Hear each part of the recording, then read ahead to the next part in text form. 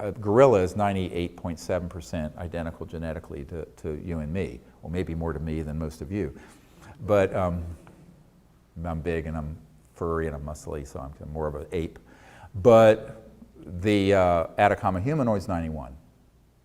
And to give you some perspective, the Neanderthal, which is a totally different species from Homo sapiens, is 99.5% identical to modern Homo sapiens. So we're dealing with something here that we don't know. Now, unfortunately, the geneticist has to refer to this thing as a deformed human because he's got a career to protect, for one thing. But also, he's never going to say it's ET.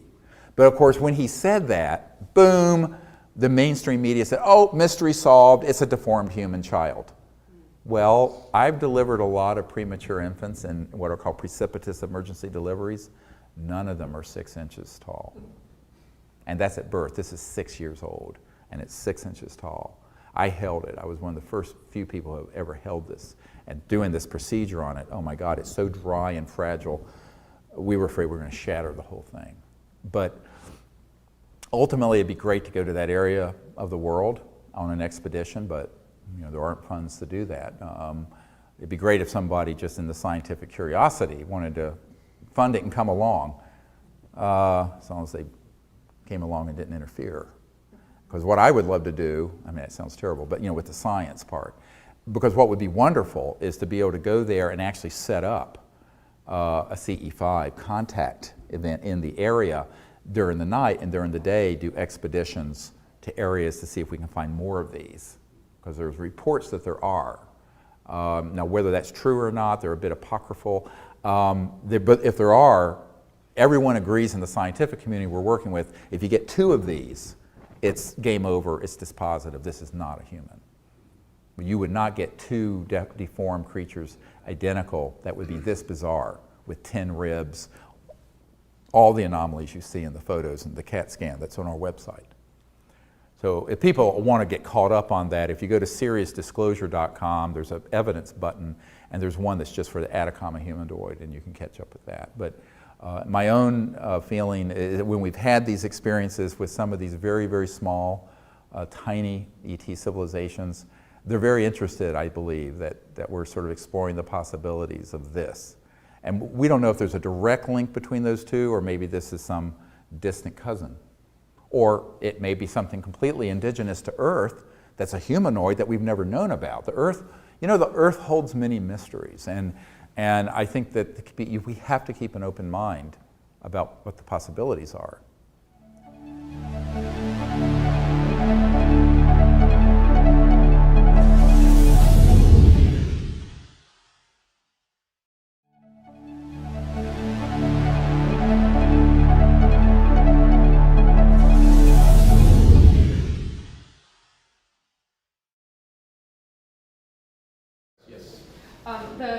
How do you know you won't get a national security order slapped on you? Very good question. And this actually came up very recently when we were meeting with a group of folks in New York. And I said, maybe I will. But if it's on camera, I mean, I remember Ted Koppel of Nightline asked me this. And I said, well, I'll come on a show like yours and tear it up. But the other part of it that I didn't talk about is having millions of people know what you're doing. Because here's a bit of a keto. This group is like, they're like vampires. They do really well in the darkness of secrecy. They do not, writ large, want to be caught in a bright billion-watt spotlight, which we have, in a sense, created around what we're doing, for better or for worse. For my privacy, it's for worse, but for other reasons, it's very good. Because if they were to do such a clownish thing, and the cameras are rolling at a lab, or it would be exposed widely, that there is a group operating off the reservation that has tried to do a national security order or made an overt threat or what have you.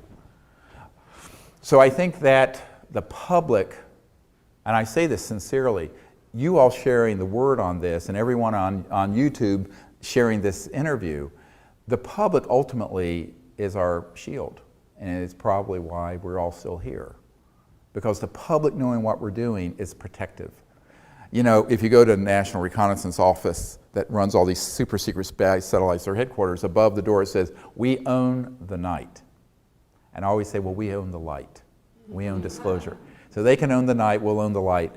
And so if you don't agree to play on the field of secrecy, you can transcend it and stay in the field of telling the truth and being out there. But it has to be done with lots of people coming together, and that's the beauty of what we can do now with the internet and communication systems and the app and what have you. So that is our first line of strategic defense. It's counterintuitive, and almost every technology person I know who's worked on this, and almost everyone who's wanted to do funding of this sort of energy technology has wanted to do it secretly, because they think they're going to outfox the national security state. I said, oh no, you're not. You think the world's going to beat a path to your door, and you're going to be this mogul like Steve Jobs was for Apple. No. I said, before the public beats a path to your door, Murder Incorporated is going to meet a path to your door. So you've got to do this with your eyes wide open and do it very openly. And the intellectual property, secrecy, patent route, I think is maybe later. I hope we don't have to go back to that, but for various applications. But the fundamental science and technology got to be open source. But then when it is, and it's been reproduced, and you have thousands of these devices going out. One of our plans is some of the celebrities that have followed our work, that I don't want to name, is to have their homes running on. Imagine someone on the cover of People magazine, So at a certain point, you get this out there, and you just sort of, get a fund, so you have a couple hundred of them made, and you gift them to the right people in academic institutions, celebrities, pop culture icons, rock music stars that I've met. Be pretty cool. And that's very hard. I mean, the hidebound at Harvard may not talk about it, but I suspect Steven Seagal would, or Bono of U2, right? So, you can read between the lines, and I think that's where the public coming together, but using a strategy. The strategy we have is a really complex strategy, but it's really, when it gets right down to it, very, very simple. And that is, you do it out there, fully in the open, and that way you're most protected. And to the degree you're doing anything secretively, you're at great risk. It's very counterintuitive because it's not what people normally do with science and technology.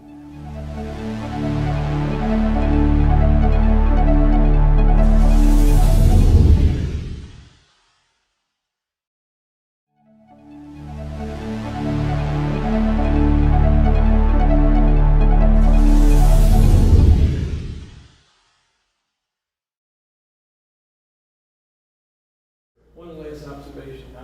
Everything you said is kind of leading to the answer, but so the race is on because the powers that be for years have had the advantage because there wasn't a lot of information in the 20s to the 60s and 70s. When the internet hit, free speech became available. All of a sudden, things started to happen. The GMOs became more of an issue. So they're trying to keep us distracted. Sure.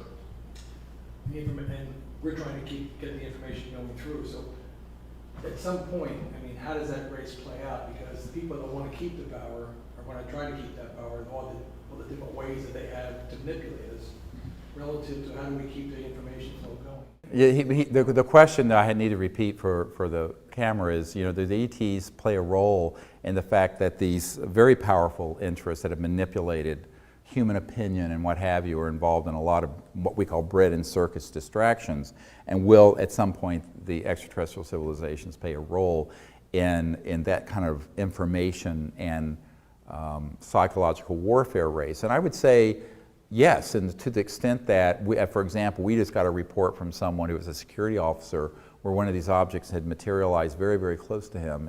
It was in Washington State or Oregon, the Pacific Northwest. And I think that a lot of times the way that the ETs have appeared have been ways that let enough people know we're not alone, but not too much to kind of hit that invisible wire that's there where people who would like to make hay an alien invasion week on the History Channel would say, hey, it's an alien invasion. So they're having to play this very carefully. But at the same time, there are so many people who have seen, like with the Phoenix Lights, and the governor finally coming clean and saying, yes, I saw it too, and it was real. This huge 2-3 foot across craft that floated over the valley.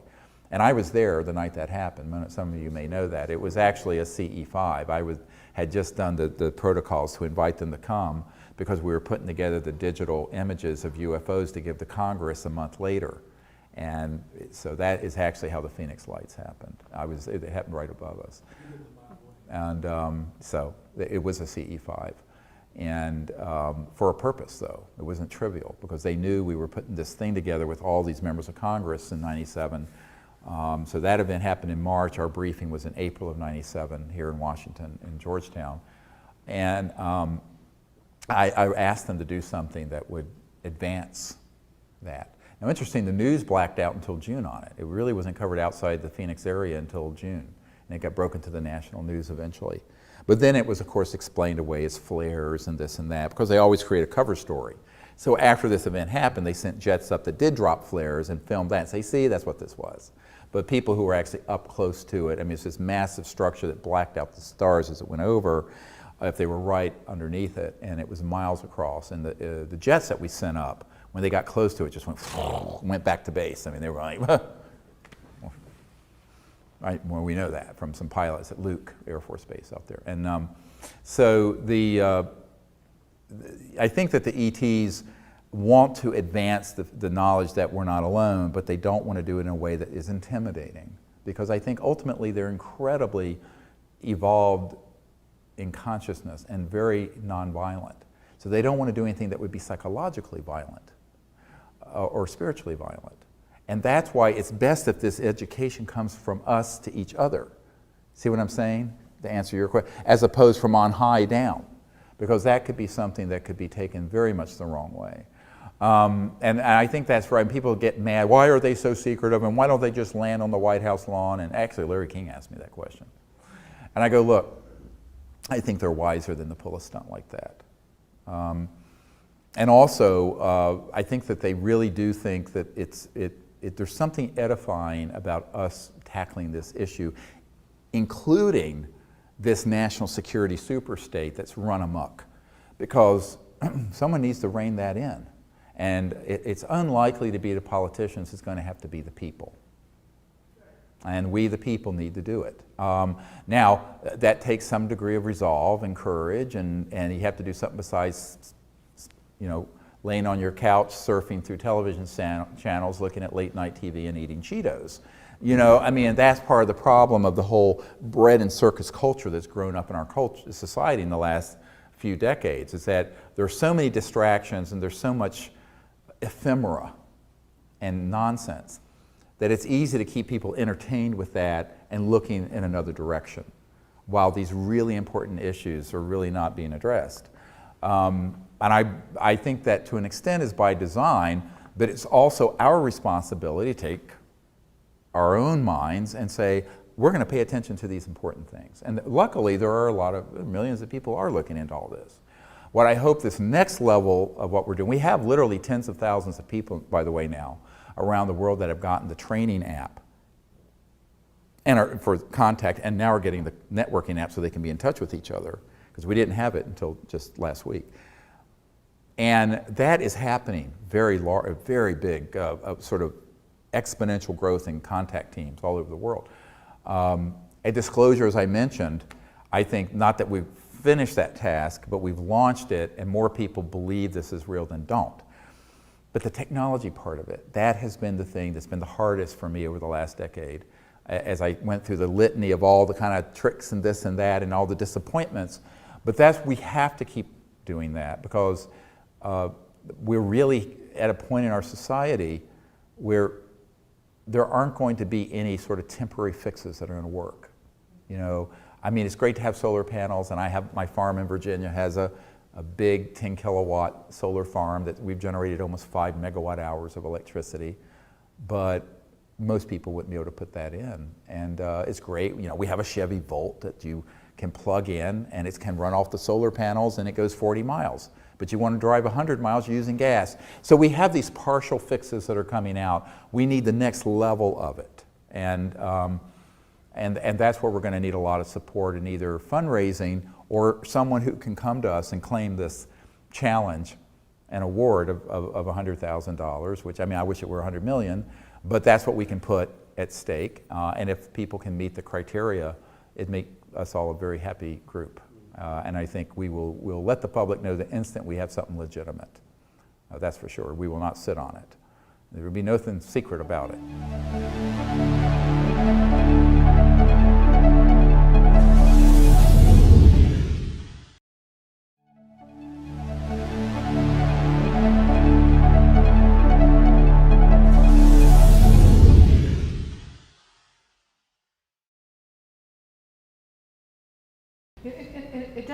It doesn't quite resonate with me when you say that all the big petro oil and corporations would disappear. I think they would just pull it off their black shelf.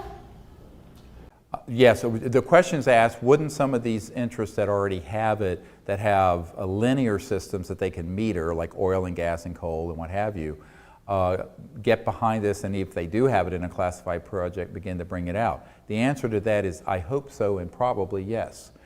Because once it's a fait accompli, in all likelihood, they will begin to bring it out. But that's a good thing.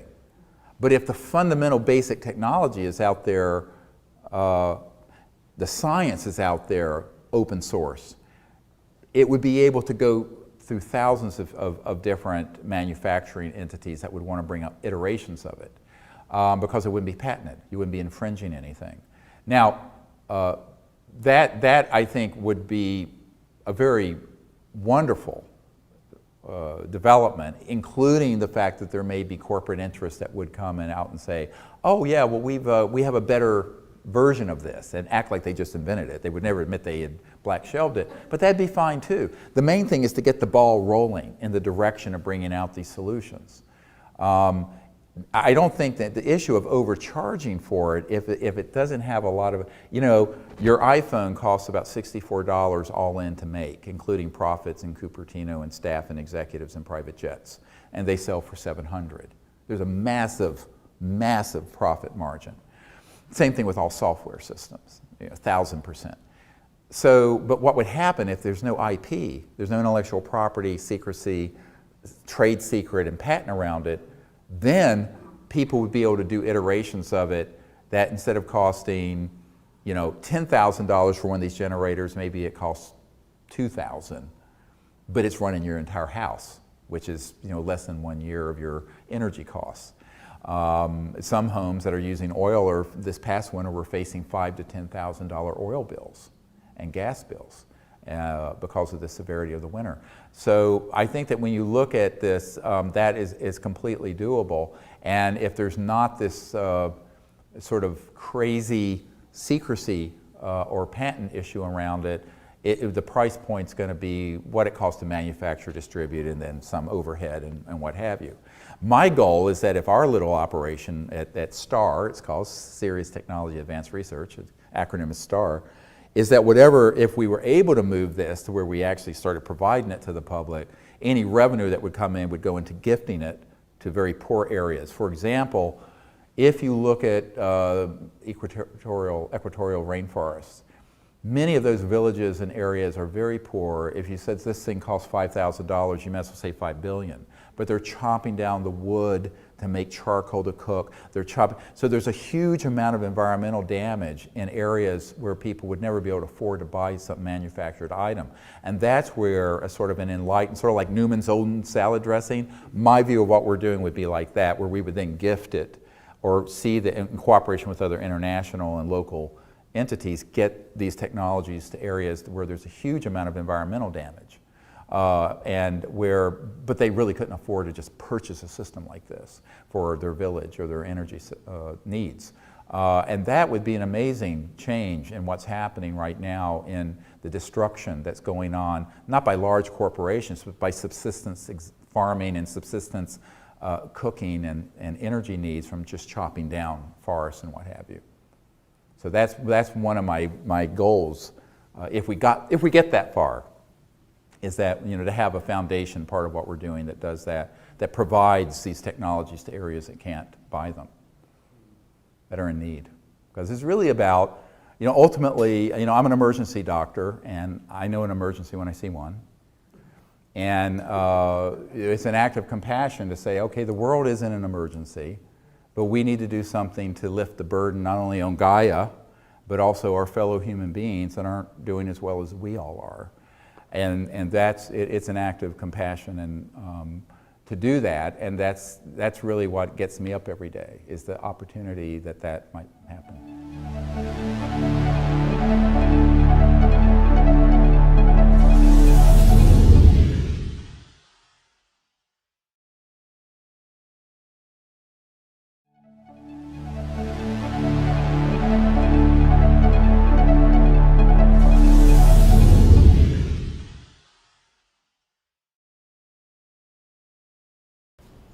What were the steps that were leading to that National Press Club? Yeah, the National Press Club event 13 years ago, and the things we've done since were really an accident of a situation. It's not an accident. It was required of a situation that was so dysfunctional that there was no other way out.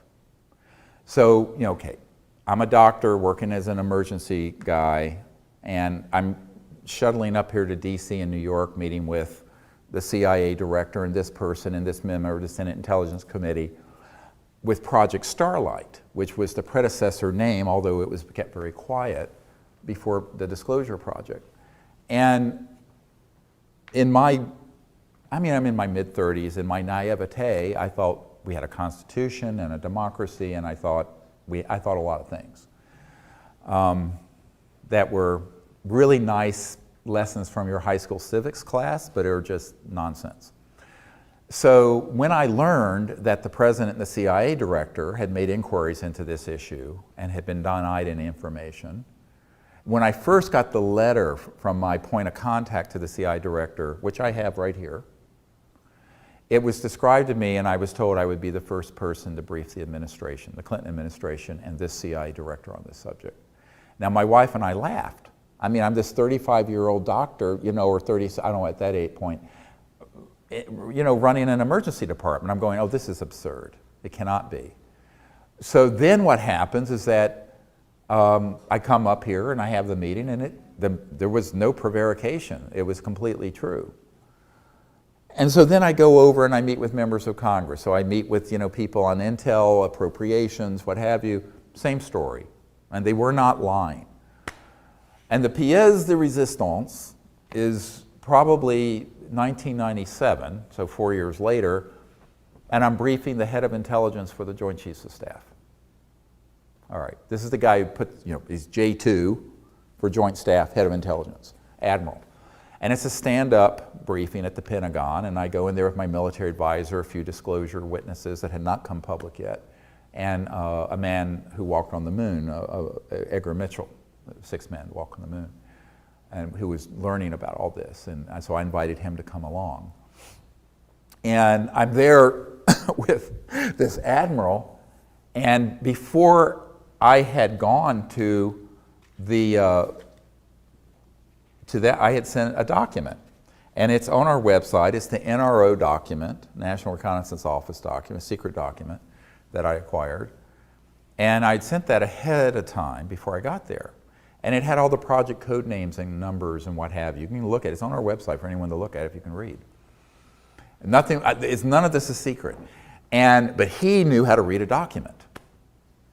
And so he contacted one of the compartments. And he was told, he told them, I want to be read into or briefed on this project. And they said, well, Admiral, we know who you are, but you don't have a need to know. Let me repeat, the head of intelligence, Joint Chiefs of Staff of the largest military in the world at the Pentagon. I was there. Now, at this point, he's so mad. He says, well, God damn it, if I don't have a need to know, who does? And they said, sir, we cannot discuss this with you, and basically hung up on him. It was a corporate contractor. So by the time I get to this meeting, he is frightened and furious. And so I do a meeting. It was supposed to be a 45-minute stand-up briefing. It goes on for a couple hours. And he keeps canceling appointments downstream. And at the end of it, I said, we really need your help fixing this problem. It's a huge constitutional crisis. He says, what am I supposed to do? He says, you're telling me you briefed the CIA director and gotten stuff with the Rockefellers to the president. They are being sidelined. And not only that, but that there are technologies that we've developed that are anti-gravity that have been functioning since the 50s and 60s that can do circles around the best thing I have that I know about, which is a B-2 stealth bomber. I said, yes, sir, that's all true. He says, and then what can I do? It's point, set, match. He says, good luck, but he turned to me and he said, as far as I'm concerned, the people running this are a criminal, rogue enterprise, and you have my permission to disclose everything you have and any source you have. And I have been told that by many, many senior people. And when people say, who red-lighted or green-lighted the disclosure project, I said, it'd make you very surprised. This is going to hit the internet. But the head of Intelligence Joint Staff, the head of the Defense Intelligence Agency, members of the Senate, because they're all going, we should know, but we don't. I bring in dispositive documents, testimony, evidence, whatever it is. They make an inquiry based on that actionable intelligence, and they're told nothing. That is proof of an illegal, rogue component within not our country, but multiple countries. So once we proved that, in 1998, I wrote a UNOD letter. Now what is that? Unless otherwise directed. Now I learned this from my military folks I'm not ever been in the military or government. And they said, here's how you do this. The way we do something when it's controversial, we send in a letter, and it's called a UNOD letter, unless otherwise directed. And we basically said, this is our assessment, and here's what we're going to do unless otherwise directed. But they don't have to reply unless otherwise directed. So we did that. In late 1990, I believe it was in 98, we sent this letter, went to the head of every agency, FBI, Department of Justice, CIA, you name it. Return receipt requested, we can prove that these went to these entities. And I said that unless otherwise directed, we're going to start disclosing the testimony of people who have top secret security clearances and oaths, as well as documents. And we were exempt from the National Security Act for prosecution, and that this is a legal action because the operation keeping this secret is illegal. Rogue, a priori, is not protected under the Constitution or the rule of law. No one to this day has contested that letter in 2014. Based on that, from 98 to 2000, we put together the Disclosure Project, and the rest is history. So this is very different than, say, what Edward Snowden did.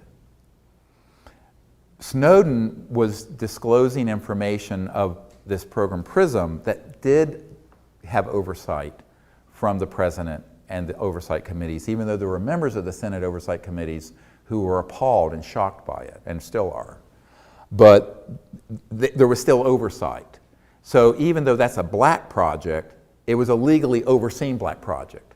So let me make a distinction between that and what I'm talking about. I'm talking about unacknowledged special access projects that are illegal and rogue and unconstitutional, and as such have no protection from any law that Congress has passed and the president has signed. Now that we can prove, and if someone wants to take me to court, I'm ready to go, because boy, we can prove it. And the subpoenas that would fly to the top people that we have briefed in the Congress, at the Pentagon, the head of the Defense Intelligence Agency, whom I personally briefed, this head of Intelligence Joint Staff, CIA directors, they'd all be called to swear under oath. And they would have to say, yep, and we didn't know a thing. So at a certain point, there's no way around that. So we did that due diligence between 1993 and 1998. That 5-year period was all the backstory that led to us saying, we're just going to go forward now. Not without risk, and not without some people furious that we were doing it. I mean, furious. And who are still furious that we're doing it. But It was a correct thing to do, it was a patriotic thing to do, and also the right thing to do from the point of view of even the legalities. Because you cannot claim protection under national security or secrecy oaths while at the same time breaking the law and lying to the head of intelligence for the Joint Staff, or lying to the president, or lying to the CIA director, or lying to members of the Senate Intelligence Committee who are supposed to be overseeing these kind of operations. You can't have it both ways. But that's how they wanted it for 50 years. They wanted it both ways. And that's what Eisenhower learned the very, very, very hard way between 1954 and 1961 when he left office, is that he actually got outmaneuvered by the military and the intelligence and corporate complex, and he totally lost control over these operations. He knew about them, and he was very interested in all of this, but he lost control. And no president since then has had operational access control. Now, let me make a distinction between knowledge of something and control of it.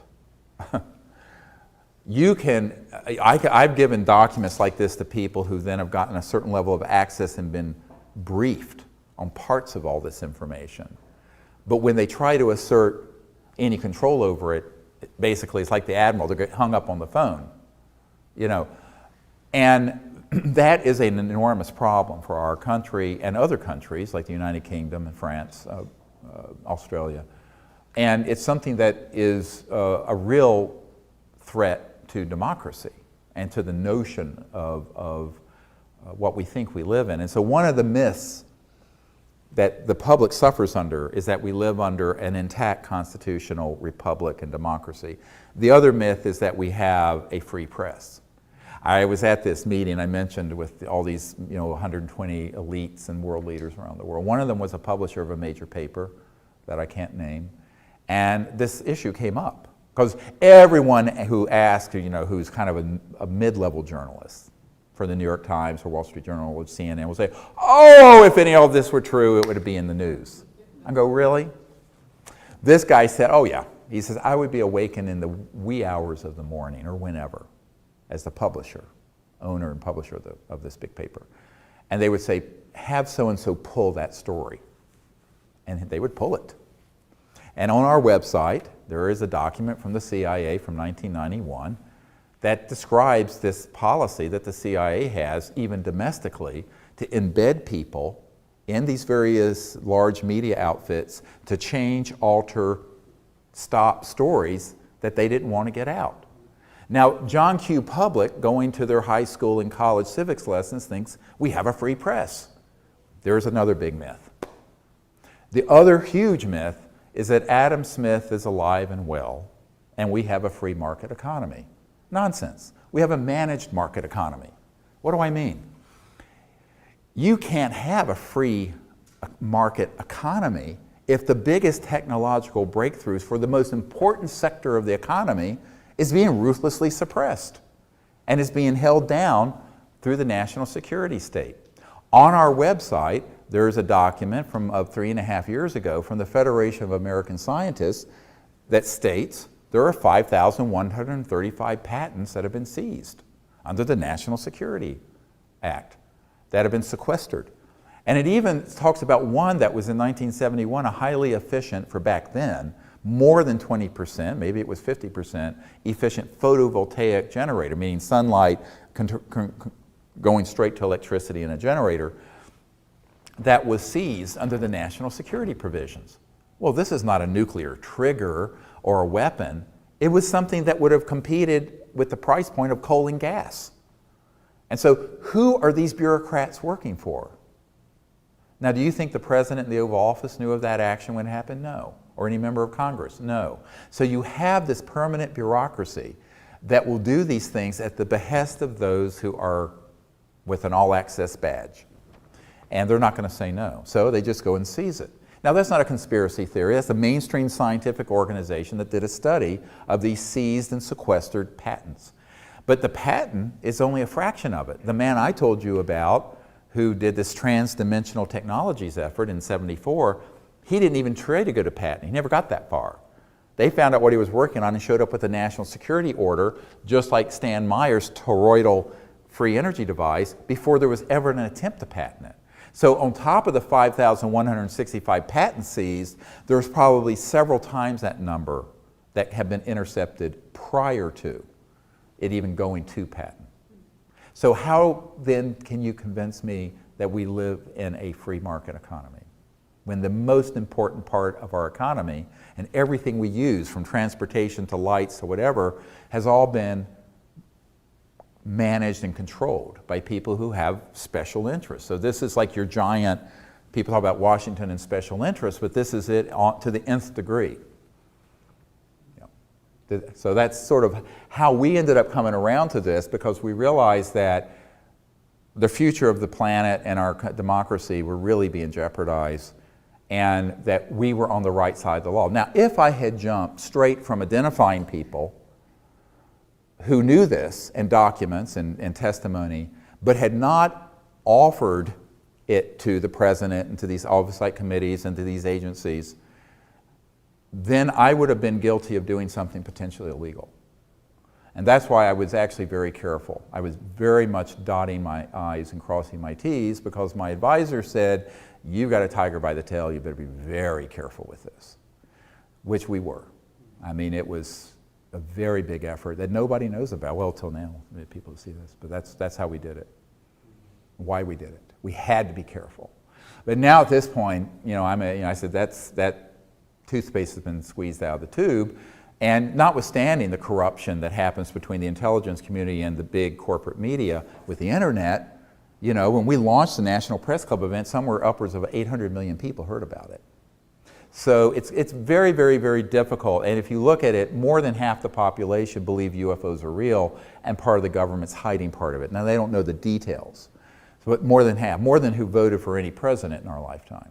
And 43% of Americans now think that we are currently being visited by advanced civilization. Very big number in a poll that came out last year. So I tell people, we really, from that point of view, but in terms of the conventional wisdom of the hidebound elites, the inbred hidebound elites, that are running the corporate media and academia and big government, that is the conventional wisdom there is that, oh, pshaw, this can't be true. Because if it were true, I would know about it.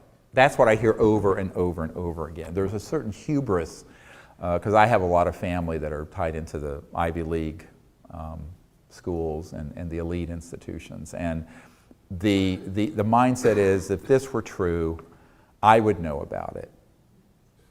And yet I have a sister-in-law who had been at one point the editor of the Boston Globe. And when I was first getting involved with this, she says, I don't care if you put a dead ET on my desk, the Boston Globe will never run a story about this, because that's the domain of the tabloids and silly season, and we're a blue chip paper in Boston. And this is a family member, because of the ridicule. And the thing that most people don't understand, and I was told this by an Air Force major years ago, most of the secrecy at this point isn't maintained by any kind of cloak and dagger threats. It's because the subject is so ridiculous. It has been portrayed as the domain of the kooks and the tinfoil hat people, and the sky is falling, and I've been abducted to another planet, and what have you, that people who are, quote, respectable in academia, government, the media, don't want any association with it. Where did that start? I have a document that I got after I briefed the CIA director, and it has a stamp date 1994 when it was finally released, and it was a document from 1953, okay, 61 years ago, where the CIA is talking about using psychological warfare on the UFO subject, and, I'm quoting, engaging Disney Studios to make cartoons about the subject, so it would be trivialized and made ridiculous. Yeah, I have this document. I mean, this is a dispositive. It came from the agency to me. So with the provenance that goes with that. So we have now 61 years of a very well orchestrated counterintelligence defaming of the subject campaign. So when I started trying to do this, 20 years ago, it wasn't like we were starting at ground level trying to go up Mount Everest. We were starting at 20,000 leagues under the sea trying to go up Mount Everest, really, honestly. And that's why it's been such a heavy lift. I mean, very difficult. Hardest thing I've ever done in my life. Because it's not a level playing field. And I can sit with people who are major, but they'll say, oh no, we can outrun with this. Now, many people say, oh, that's a conspiracy theory. I go, really? Well, it's not. It's not a theory. And it's not a conspiracy. It's just the way the world works. And so disclosure happened because no one else would do it. Honestly, I never thought I would get involved with that. What I really wanted to do was bring the concepts of higher consciousness, transdimensional physics and communication systems to set up ambassadors around the world to make contact, bypassing the sort of dysfunction of the UN, State Department, governmental thing as an NGO, non-governmental organization doing that. And actually, because we were so successful so quickly, in 1992, we're there on the beach in Florida, and 4 ET craft materialized right in front of everyone, 50 people, including 2 colonels and Air Force pilots. It was on the front page of the Pensacola paper that day. The video we have is, I don't operate cameras, but there was a guy who had an old High 8, the old High 8 camera. So it was not very good, but you can hear him going, holy damn! You probably have seen the film footage. And that's when, after that, the former head of Army intelligence, who'd been pulled into the corporate world, and a bunch of other people pulled me aside and overtly first tried to buy me off and then threatened me. And it's never stopped since. And when I refused to be bought off, they started a defamation of my character campaign, to the point that I'm working in this ER up to my eyebrows and blood and brains and everything, and they put out a thing on the internet that I'm actually not a doctor and don't have a medical degree. So I'm having to fax all over the media and everywhere my medical degree and my license. That really happened to me. And it hasn't ended since. It's been 22 years of that kind of psychological warfare. But, I just, in a way, I'm used to it now. Nothing surprises me that these clowns would put out there. But at the same time, it really gets hard to take just because you get so irritated. It's like, really? And the public is so gullible, they don't know what to believe. So it's really hard. I mean, it's very, very hard because, you're going against a very big headwind. And the inventors have run into the same thing, because they'll be ridiculed and laughed off the stage. And they'll have people who will appear before them who have, these are legitimate people, who will then just say, pshaw, you're violating the second law of thermodynamics. No, you're not. You know why? Because there's complete conservation of energy. It's just that what's not being accounted for is the majority of energy in the cosmos. You're not factoring into your equation. So there's complete conservation of energy. You're just pulling it out of this other field of 0 point and quantum vacuum. So when people tell you that these technologies can't be done because it's violating any of these fundamental laws of physics, it's absolutely not true. But that's the argument. In fact, there was a man from MIT at this elite gathering I was at a few months ago who was telling everyone, oh no, you can't do that because you're violating the laws of thermodynamics. I'm saying, no, not any more than water falling over the Hoover Dam, turning a generator, is violating it. It's using the force of water, which is really gravity. Gravity, you're turning gravity into electricity. That's all a hydroelectric dam is. Think about it. It's the mass of water being pulled down because of gravity, gravitational fields, turning a generator. That's all it is. So is that violating the second law of thermodynamics? No. You're using a gravitational field. People don't think about these elemental aspects and think deeply.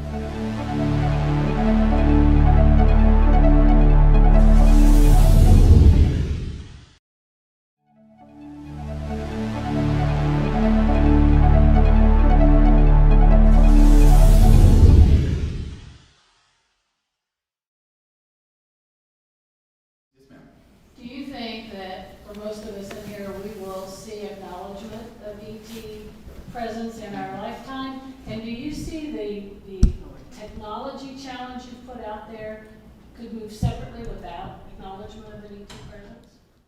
Good question. She asked if in our lifetime we would see an acknowledgement of an extraterrestrial presence.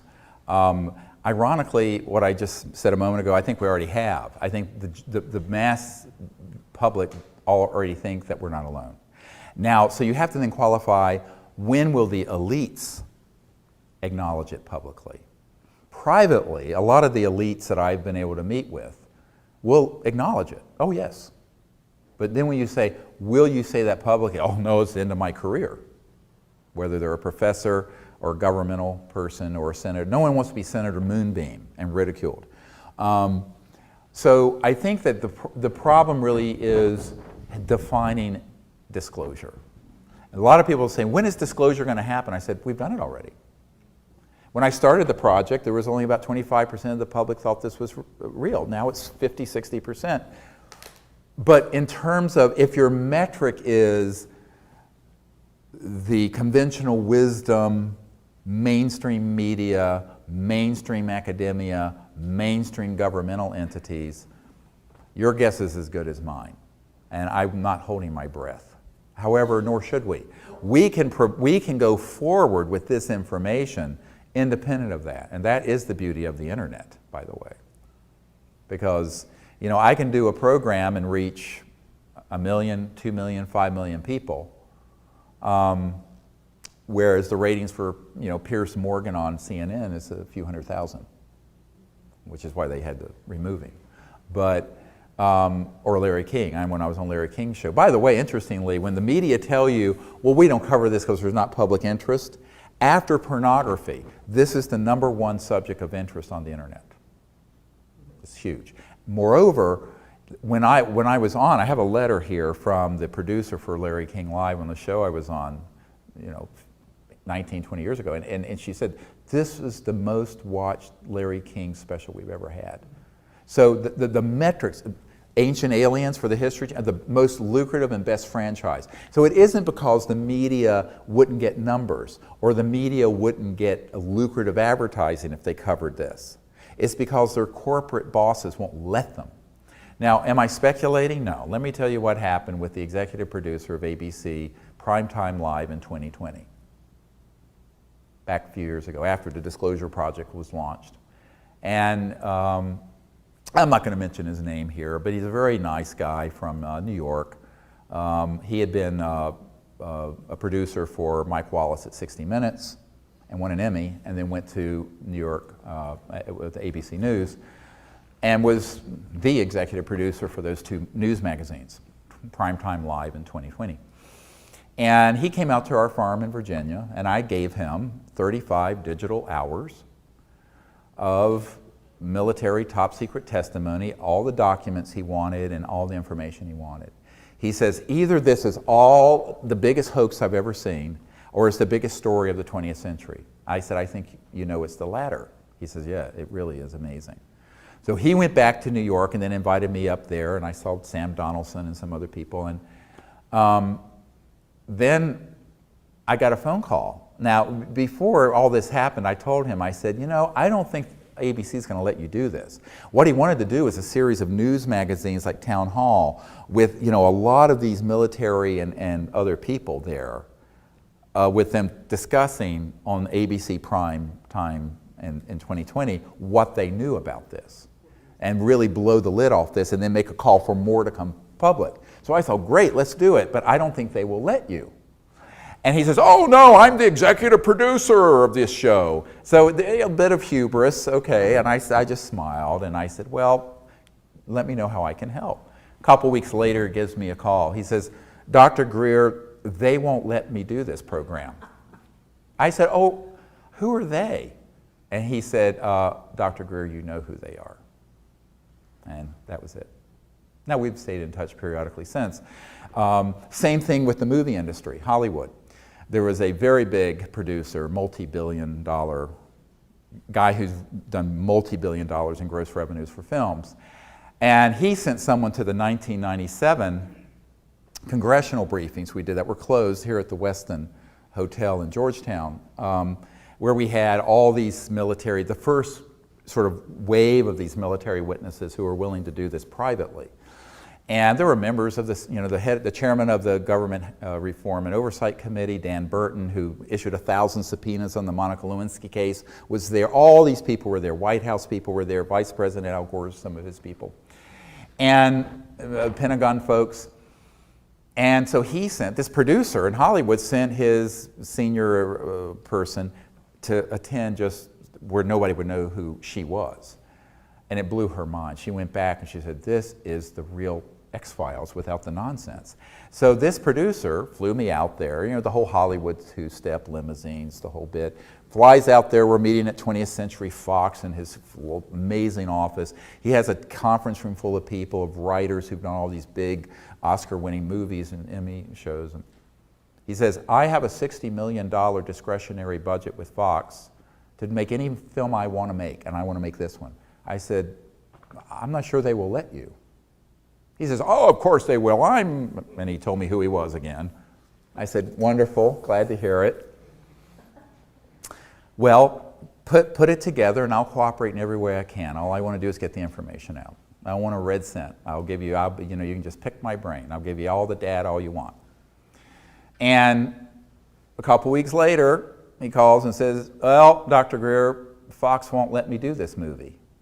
I said, I thought you said you had complete control over this $60 million. He says, not for this. It has to be a fiction. I said, well, Close Encounters of the Third Kind was a docudrama. That was fiction, but it was mostly based on true events, by the way. So Steven Spielberg did. And I actually, when I had dinner with one of his family members, and we talked about that, Spielberg's. And so the reality is that people think that Hollywood can do whatever it wants, the big media can do whatever it wants, a corporation in Silicon Valley that might discover this widget that will do this can do whatever it wants. What has happened to our freedoms? And this is, I know this sounds very kind of libertarian or Jeffersonian, but we have really lost anything resembling a free society on fundamental issues. And that should be of great concern. I don't care if you're a Republican, Democrat, left, right, socialist, whatever you are, which I don't subscribe to any of the political divisions, because really this issue transcends all of them. There have been people who are Democrats who love what we're doing, there are people who are Republicans who love what we're doing, and vice versa, who don't like it, depending on where their interests lie and how many checks they're collecting from these special interests, which is a lot. The oil industry and coal industry, utilities, they spread a lot of money around. It's like big farm. How much healthcare reform can you get when you have a multi-billion-dollar entity that's kind of bribing all the senators and congressmen and what have you? So, but this is that to a much larger degree than even the pharmaceutical industry, much larger. And I think we have to figure out a way to say, look, we're going to continue with acknowledging the ET presence and doing disclosure, and most importantly, I don't want to leave this out of this, it really doesn't matter if we have free energy if we go to interstellar war. We were talking about this at the break. So we need to have people who put out to the public a paradigm for contact that's peaceful, that is multilateral, that isn't polluted with all the usual fear-mongering and stereotypes of all things scary and alien. Because we need to be able to say, if we're already in an interstellar moment, when we are, even if it's not acknowledged fully, who's taking care of that relationship? Not Secretary Kerry at the State Department, not the UN officials I've met, not the people in foreign ministries I've briefed. It is not being tasked to any of them. So we, the people, need to come together and do that. It's like citizens diplomacy, but on an interplanetary level. And that's really why I formed the whole Close Encounters of the Fifth Kind initiative, which now has an app for a training app that you can get on your smartphone, but also now this networking app so you can plug into anyone in the community you want to plug into that's near you. And you may have to travel an hour if you live in the remote area of Montana, but you can do that. And I think it's very important for two reasons. One, it shows a face of humanity to these extraterrestrial civilizations that isn't just militaristic and avaricious, greedy. But it also creates its own, as Rupert Sheldrake talks about, morphogenic field, where in consciousness once, it's like the 100th monkey effect. Once a certain number of people start doing something, it begins to propagate non-locally and has an effect that is beyond just a linear one person to another, but actually shifts the great unconscious, if you will. And that is why it's so important for people to do that. So we move our civilization in the direction of universal peace and not interplanetary war. You know, because Douglas MacArthur in his last talk up here in congressional, to the Congress said, World War III will be interplanetary. Reagan stood up in front of the UN and said, wouldn't it be easier to unite the world if we had a common alien threat to unite against? Clinton recently, with Jimmy Fallon, made a similar sort of misguided statement. So, you know, there is this tendency that we want to take this issue and instead of having another race to fight or economic system to fight or religion to fight, let's find another planet to fight. Hallelujah! Instead of having world peace that is true world peace, let's unite the world in interplanetary conflict. Well, this is not going forward, my friends. This is a big step backwards. So we need calmer heads and more spiritually minded people to get involved in this so that our civilization doesn't get tricked into a sort of cosmic 9/11 or a cosmic Gulf of Tonkin, you know, the Gulf of Tonkin incident, when it's been substantially proven we basically exaggerated and staged these attacks on our ships in the Gulf of Tonkin so that Congress and the Johnson administration would be stampeded into expanding the Vietnam War. And that is not a myth. That actually has happened. It was proven to occur. So, you know, we have to be careful because the public are very easily affected by these sort of misguided patriotism of us versus them. Like the movie Independence Day. Let's kick alien butt, and Will Smith.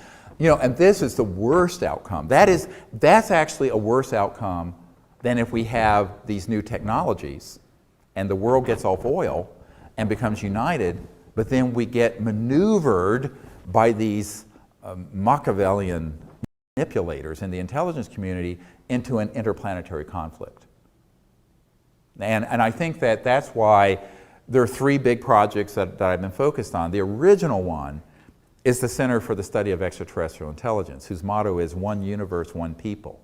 Because on the basis of just sentient conscious mind, the deep spiritual aspect of ourselves, we're all one being. But that led to the Disclosure Project because of the near landing event and sighting that happened in Gulf Breeze and Pensacola in the 90s. And now we're at this point of working on the technology. So those three components are really key to what we want to achieve. But the heart of it is really contact, peaceful contact with citizen diplomats.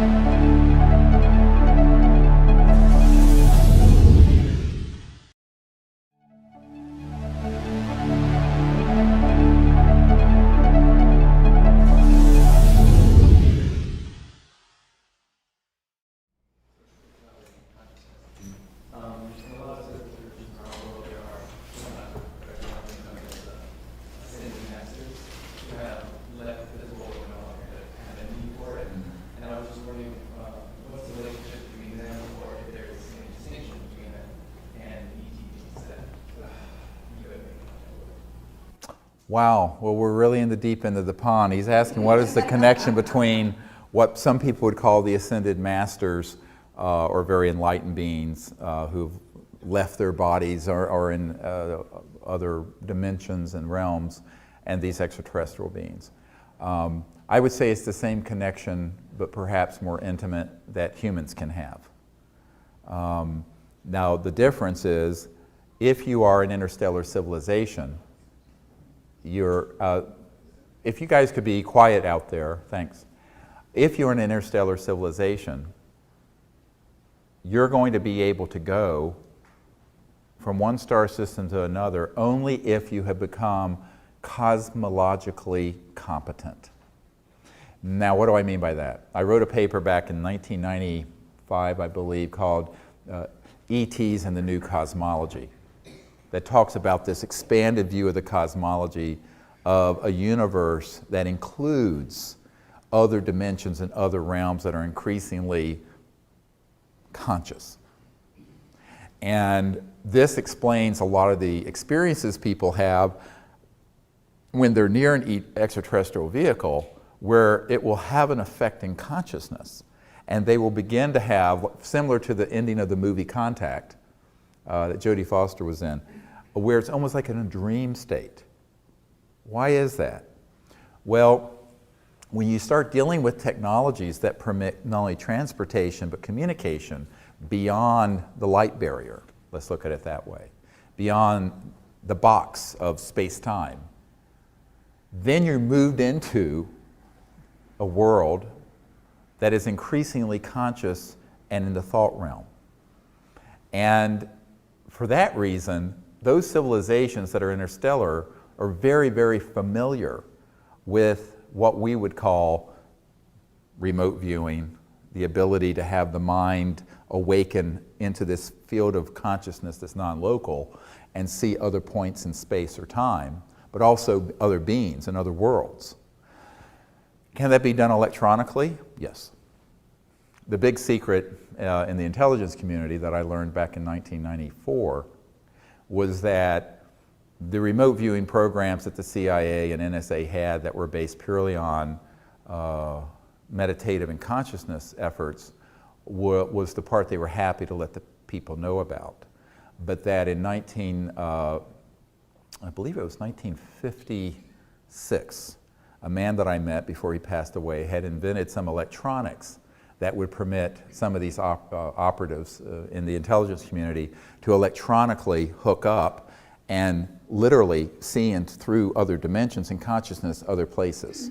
And that was the high end of the so-called remote viewing programs that were based on trans-dimensional electronic systems, which I understand very, very well, and which have been used since the 50s.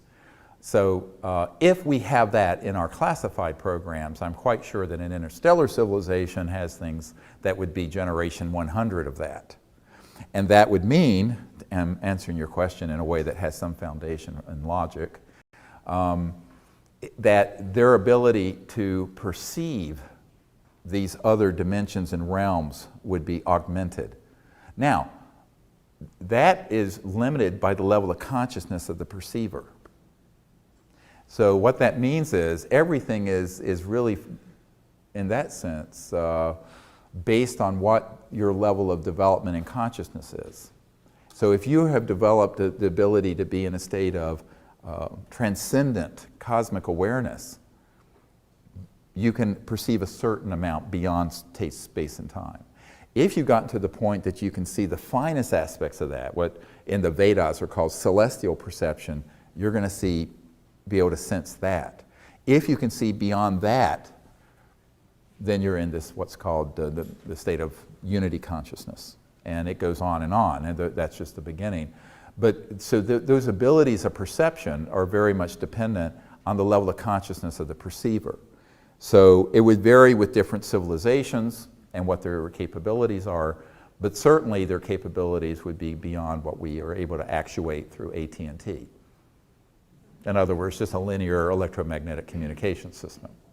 And you know, years ago when I was had this meeting with the CIA director and his wife, which they subsequently denied, but luckily I have the documents, I have it sitting right here that can prove it happened.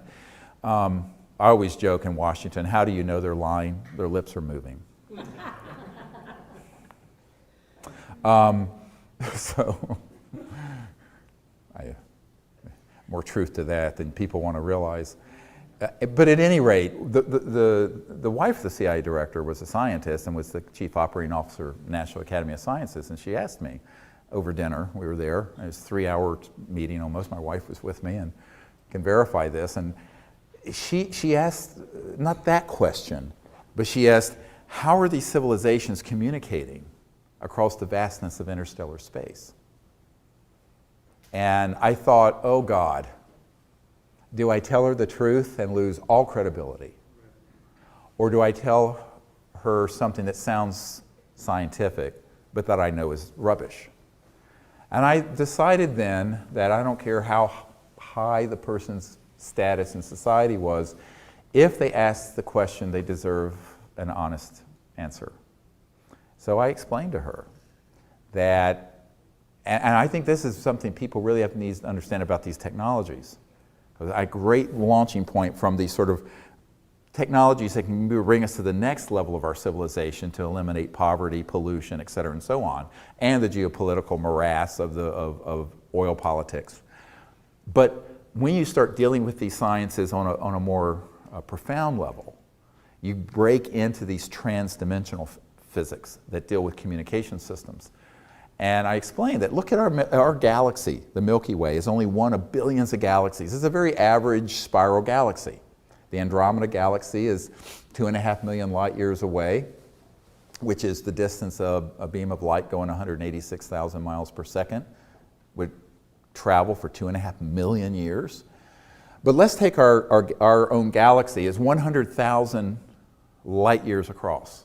So that's the distance, a beam of light going 186,000 miles every second. Every second is 186,000 miles for 100,000 years. Okay, but that's just our own galaxy. So let's say that there's a star system 1,000 light years away, which is only 1% of the distance from where we are, because we're on one of the outer spiral arms of the galaxy. 1%, 1,000 light years. Using your cell phone or a radio wave, anything at the speed of light, it would take 1,000 years to get a signal there to that home planet, and 1,000 years to get an answer back. It's the time since the birth of Christ to say, hello, how are you? Fine, thank you very much. So what I explained to the CIA director and his wife is that speed of light's slow. So the communication, as well as transportation systems that allow for them to be here, are something that are beyond linearity, that cross over into non-locality. What Einstein called the spooky phenomenon, where two things materialize and can appear at two different places instantly, and that kind of thing. So this non-locality in physics, when it's put into a reproducible electromagnetic system, can then cross through these dimensions so that the star system 1,000 light years from us and Earth can be, get it, in resonance. There's no distance. Linearity is gone. That line between here and there is gone, and you're going not through a wormhole, but you're actually going through these dimensions that are folded within time and space, where the speed of light, time, mass, and those things do not factor into the equations. Does that make sense? And therefore, one of the things that I discovered years ago, Dr. Robert Woods, who's one of our Disclosure Project witnesses who had worked with McDonnell Douglas, that was then bought by Boeing, he was very interested in an assessment I did in 1991, back in my misspent youth, so when I was in my 30s. And in this paper, which was called the Comprehensive Assessment of the UFO ETI, Extraterrestrial Intelligence Subject. It was sort of a white paper, and it's in my first book that you can get on the internet at our store. And in that, I described TAC, Technology Assisted Consciousness, and CAT, Consciousness Assisted Technologies. So that you can have a technology, as I was saying, that assists consciousness and thought. For example, that was what that 1956 invention that this genius that I had met had invented, that ended up getting bought out by a front company for the CIA, can do. Or you can have your consciousness assist the technology, say for communication. So it goes both ways. So it's the interface between thought, say a thoughtron instead of an electron, and this dimension. But it's very, very sophisticated technologies. And that's what these civilizations are using for communication. But that also means that they're traversing into these other dimensions that some would call, that you might experience when you have a near-death experience, or when you have a lucid, how many people have had a lucid flying dream where you're flying? Almost everyone. Well, you know, actually what's happening in those lucid flying dreams, and particularly if it crosses over into a precognitive dream, you're actually in that aspect of yourself that is conscious, and the so-called body of light is actually no longer restricted by the confines of the body and space-time, and therefore you can actually traverse these kind of worlds of light and see what's going to happen tomorrow. But imagine being able to do that on a reproducible basis with electronic assist, all right? And your whole then spacecraft does the whole thing because it transitions out of linear space-time. So that would mean that the ability to explore those other dimensions would be greatly augmented. It doesn't mean that it's more than we can experience, because people have experienced near-death experiences and other dimensions and what have you, either in meditation or near-death experiences or just spontaneously. And it's sort of an awakening that happens in consciousness. But it also means that if you're an interstellar civilization, you're going to have a means to assist with that and augment that and facilitate it on a reproducible basis. But again, even for them, the perceptual capabilities are limited by the level of consciousness of the perceiver, because you get into finer and finer and finer and finer and finer dimensions. Someone once asked me, how many dimensions are there? I said, how many numbers are there between 0 and infinity? So it's infinity within infinity within infinity. There's not any limit.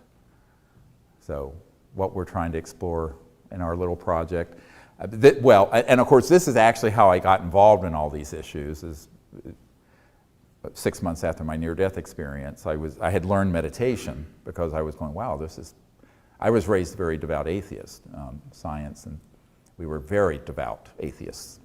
You weren't allowed to believe in anything you couldn't put in a test tube. And so when I had that experience, it was so profound, and it was so cosmic in awareness that I began to learn meditation techniques. And I picked one that was sort of a Vedic mantra technique. And I began to have all these experiences, and I was up on this mountaintop in North Carolina, and I was going to meditate, and one of these spacecraft materialized just before sunset. Same spacecraft I'd seen when I was 8 or 9 years old in Charlotte, North Carolina, as a little boy. And I went, oh, they're back. I didn't think anything else more about it, and it was there, and then it just vanished. It didn't fly off. I went, oh, cool. So I was there meditating, and sitting on this mountaintop in October. It was freezing up there. I had a jacket on, ski jacket.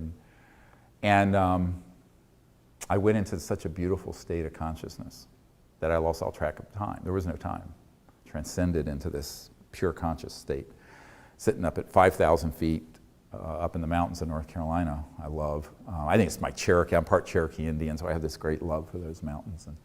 And so at the end, I kind of stood up and I looked at the sky, and it was like this beautiful thought came, behold what a beautiful universe God has made. And with that, I went into the same state I was in when I had my near-death experience, but I was in my body. And then there was this little ET beside me that touched me on my right shoulder, and all my hair stood on end. Now, that's when I had some hair, or more hair, and it was longer. I mean, this is 1974. So it was a wonderful experience, but that was I didn't understand the physics of what had happened in terms of the contact that ensued and followed, but now I do. And I think that it's an amazing science that unfortunately, we're just beginning to emerge out of sort of a Newtonian fossil fuel, trying to come out of that. But there's so much more progress that's been made in classified scientific programs. Now, you can imagine hearing a little bit of this, why these folks at the CIA call some of these technologies WSFM, weird science and frickin' magic, and why the parent group operating on the NRO document, that's the first document in the Obama briefing, is from the National Reconnaissance Office, which runs all the super secret spy satellites. And you'll see it says MAJIC, magic. Is one of the compartmented operations. Cosmic ops, magic ops, boom. That's an authentic document. So, and it's because and there's an area of Nellis Air Force Base, which people mistakenly call Area 51. No one in the know calls it that, by the way. Nobody. That is called Dreamland. And this document mentions Dreamland MOC, a military operating center. And one of the reasons why that crept into the parlance of people doing experiments with these electronics is that when you're in that state using those, it is like having a lucid flying dream. That's where Dreamland came from. Now there's a little secret that you won't hear many places, but it makes sense if you understand what a lucid dream is, if you understand what the conscious aspect of the cosmos is, if you understand what thought really is and thought forms are.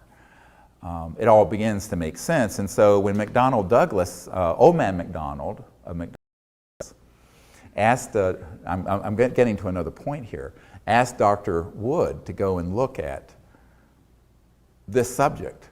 He started finding cases, and he found a number of cases where people had contact events with objects, and this is way back in the 60s when this was happening more often because there weren't the weapon systems we have now targeting extraterrestrial vehicles.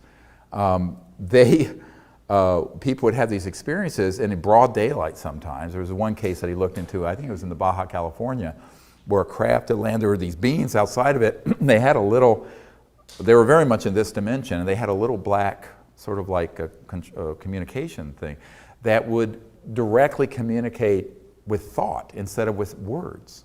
But not just like, oh, I'm going to guess an intuitive telepathic, you know, the amazing Kreskin nonsense. But I mean, zap, just like, but it was clearly into the oral cortex coming from these electronics. And Dr. Wood, who's an aerospace engineering guy, Cornell guy, reported this back, and there was a reason why a lot of the early McDonnell Douglas secret stuff, the Phantom Works, and they had a lot of his planes named after these sort of concepts. I forget the names of them, some of them. It's all very historic, you can look it up. But that goes back to the 60s. And here we are 50 years later, still dealing with rather primitive concepts of physics. So that's why when you start thinking about civilizations, let's say a civilization's been around for hundreds of thousands to millions of years longer than we have, which in a universe that's 14 billion years old, there's no reason why not. And you take the technological advances that have been made in the last 100 years, not just the things most people know about, but these classified programs. And then you put that on an exponential curve for hundreds of thousands to millions of years.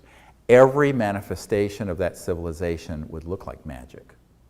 More so than if you went back and visited Thomas Jefferson 200 years ago out here at Monticello and showed him an iPhone or something. This would be less spectacular than the normal everyday world of these interstellar civilizations, which is why we have to have a sense of humility scientifically, that the fact is that we're just on the very beginnings of scientific and conscious exploration. And everyone thinks history is over, and every generation of scientists thinks they know everything.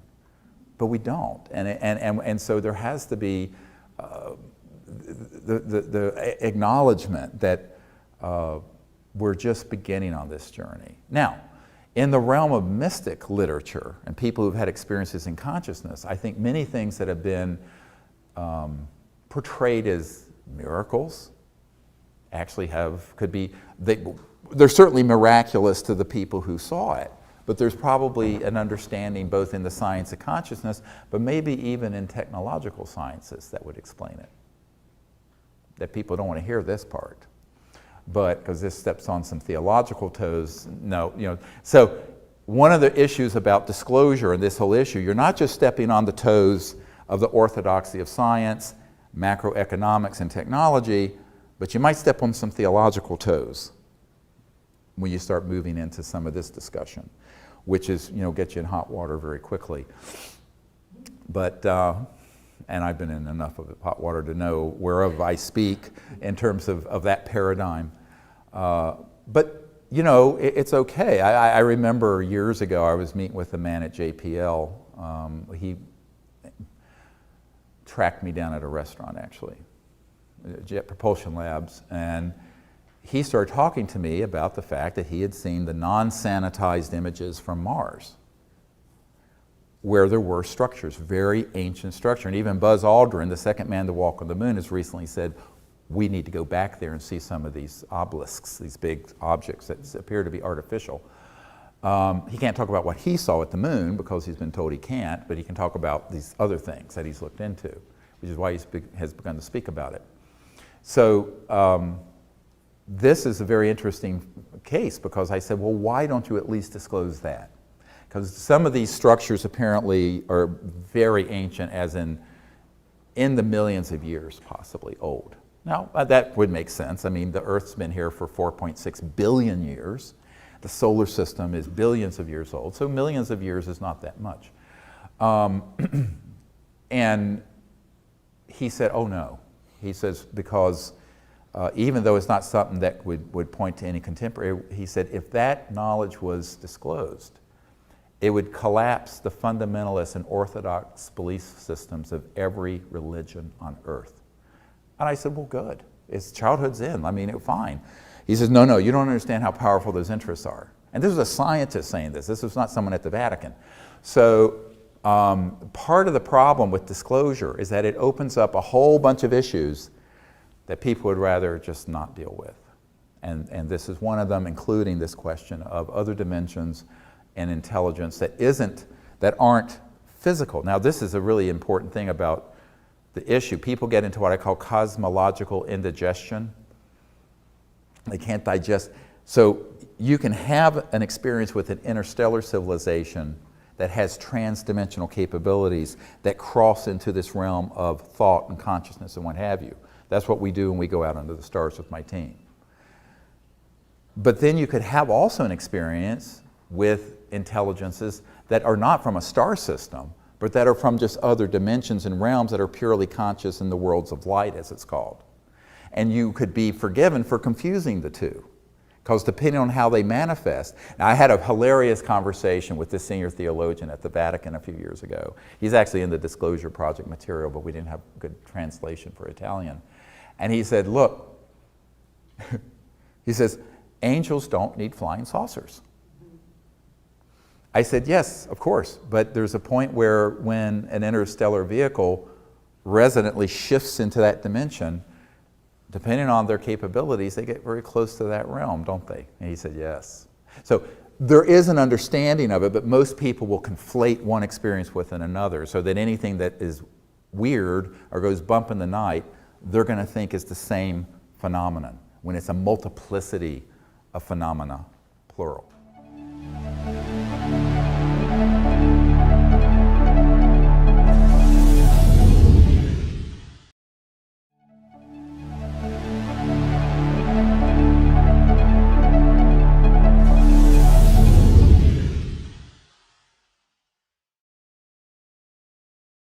Have you had any contacts? Was the Time and Space Lab, when it still existed in the U.S. and then was shut down by, I guess, the feds?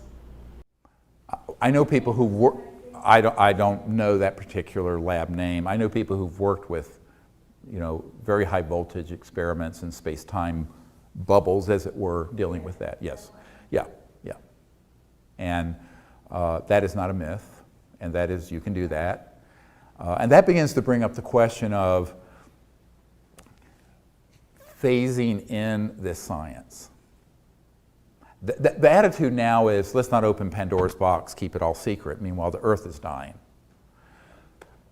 And I think that it does present, however, a conundrum, which I had a conversation with a colonel who was in charge of, the euphemism is future technologies for the Air Force, which means they have it already. And I was at a private meeting here in the DC area, and he pulled me aside. He said, you know, these technologies can be weaponized. I said, oh yes, I know, and they already have been by elements that are out of control and aren't under the control of the President and the Congress. And he says, yes, but so we can't let this be known. And I said, here is the here's the big conundrum of our time. If these technologies come out and they're used for malevolent weapons purposes, very dangerous. If they don't come out and our only solution ends up being things that are fracking and gas and just pumping more stuff out of the earth and burning up the atmosphere, that's an existential problem. So we're in an existential crisis where the only path forward is to have people who are wise and the public being educated, where these technologies are brought out and are strictly limited to non-weapons applications. And that is enforced absolutely strictly. How do you do that? Well, you can't do it by causing the international community to have no say-so. At the same time, there's always going to be some sociopathic leader of some country, some madman, who will want to do something. And that's what the intelligence community worries about. So that is not a trivial concern. And I do not dismiss it because I am not a trivial person, frankly. However, the secrecy is killing us. So, and the disclosure of all this, not only information and the contact component of it, but also that we're not alone in the cosmos, which is an enormous disclosure. But the technological, let's say, basket, there's a basket with all kinds of different technologies that are classified. At least the generation 1.0 ones that would get us off fossil fuels should come out. Then let's have a discussion. And I made this agreement with people in the intelligence community that I would not work on the ones that disrupt space-time, that are weaponized, or that would result in lift. Now, a lot of people don't like that when they hear that because they want to have something like the George Jetson. I want my car to float and go. I said, someday. But the anti-gravity, as it's called in pop culture, but the electromagnetic-gravitic component of this, which is a very high voltage system that causes the lift effect because that whole spacecraft has a charge around it, creates kind of a space-time bubble, and becomes essentially massless, or close to massless, so very light. Although when it sets down, it's very heavy. When it's full, when that system is shut off, it'll bend a railroad tie. It's so heavy, weighs tons. But when it's just like, it looks like it's floating, which essentially it is. That technology has obvious, shall we say, missile and Air Force applications. And that's why I've said at this point, I'm happy to leave that alone. So even when that's been offered to me, and it has been, in fact, I recently received a bunch of blueprints from a grandchild of a man who worked on early anti-grav devices. I have it in my vault. We have it. But that's for a later phase. Now, we're running out of time to come out with a generation 1.0 energy system, which can be done and configured. So it's a stationary object that's not doing anything that's too magical, but just is creating, quote, free energy from the 0-point field that pulls the civilization off the death spiral it's in with the current geopolitical and geophysical crisis with fossil fuels. But let's at least do that. I always tell people, let's crawl before we walk, and walk before we run, and run before we levitate. All right? But we're on our backs right now. Our civilization's on its back, not even rolling around like a 3-month-old. We need to get up and at least start moving in this correct direction. And that's why I feel it's very important for us to be honest. I try to be as honest as I can with people about the implications of some of the far end of this technology being something that is worrisome if it were in the wrong hands. And that brings up the bigger question of, isn't the crisis really a social, spiritual, cultural crisis in consciousness?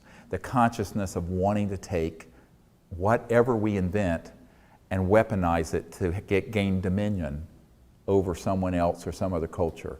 That is at the root the fundamental problem. And that is a spiritual problem and a psychological and cultural, sociological problem that we have to address at the same time, but we're running out of time to do it sequentially. Because here's the conundrum. How do you create a peaceful world where everyone's singing Kumbaya when half the world's population is in dire poverty and there are 30-some people who have more than half of the net worth of the world in their control? This is not something that is a sustainable system. But so at some point we have to break out of that. I look at it as sort of this cul-de-sac that we've been in for 100 years. Sort of a blind, dead-end street we've been running around in circles. And the technology, I know that I work with a lot of people who, been in Silicon Valley and various, what we call high-tech sector. I just go, not high-tech. This is high-tech. There's nothing high-tech about a smartphone or a computer at all. And by the way, they're plugged into a coal-fired power grid from the 1800s. So a little perspective here is necessary, and that is part of the problem is that we're trying to catch up on 100, I call it the lost century. Great title for a book and a video, by the way, but the lost century. There's a lost century of not just technological development, but sociological, economic, cultural development because of the suppression of this area of science and information. And because of that, we've kind of run out how much time we have before. It's like a rubber band that you can, time is like a rubber band. You can stretch it out or it can contract. But we pull this rubber band about as far as it can until it snaps. And the snap can be a geopolitical crisis, war, or it can be a geophysical crisis where we have both polar ice caps melting, or what have you. But ultimately, we're at that point, and I'm not trying to sound at all apocalyptic, but I'm just saying that as the Chinese saying goes, unless we change directions, we're likely to end up where we're going. So where the trend lines are very disturbing. And everyone kind of is diverted into the internet, and they all think that that's, oh, we're doing such great technology. But there's nothing, your car is a 1800s internal combustion engine. Literally from the 1800s. Trains, mid-1800s. A nuclear power plant is a steam engine. Basically, you're getting heat from splitting the atom, you're boiling water, creating steam that turns a turbine, a la the 1800s. You just have all this nuclear waste. That most people don't know. It's not, you're not getting energy directly from the atom. It's just heat to boil water. That's why I have these huge cooling towers. And if you think that's not a problem, go visit Fukushima. And then you have jets. Well, jets were invented in the 1930s. So those of you who flew here on a jet, you were flying on a souped-up version of a 1930s jet engine.